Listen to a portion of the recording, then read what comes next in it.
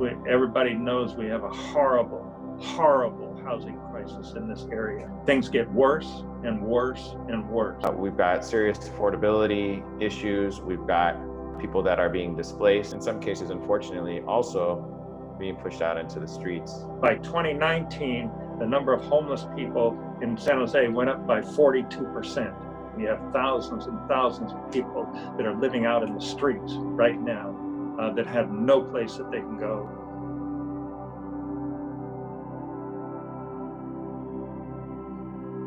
My name is Sandy Perry, and I am the president of the Affordable Housing Network of Santa Clara County.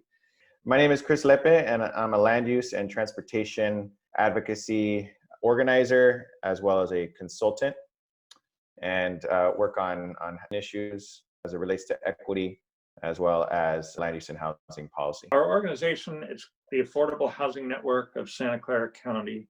And what we're trying to do is to organize the people who are in need of more low-income housing to be able to organize and implement policy changes to solve their problems. It is kind of the root cause of the housing crisis, that housing in America is based on speculation and making money and trying to make the most money that you can for private investors instead of housing people. The history goes back to the 20th century, actually. There's a whole kind of ugly history that took place in regards to redlining of communities, disinvestment in some communities and investment in others, all kind of facilitated by public and private sector partners that included all the way up to the federal government down to local governments. Before, you had things like redlining or blockbusting.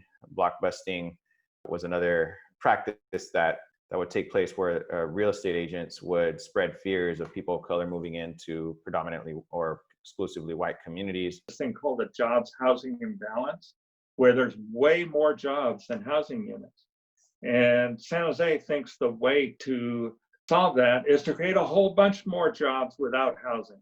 The only thing that can really solve the housing crisis is for millions of people to get involved.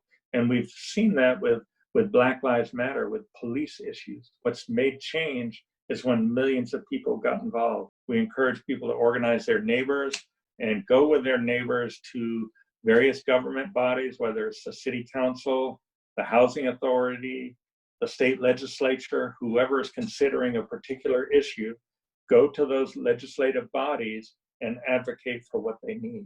To help make changes includes getting connected to community-based organizations and organizations working to advance policy change in housing and transportation and land use and working partnerships that I highly recommend reaching out to, because the only way that we're going to be able to address these kind of structural issues that are embedded in policies is by organizing, connecting with each other and with organizations that are doing cutting edge important work to be able to significantly, radically change those policies.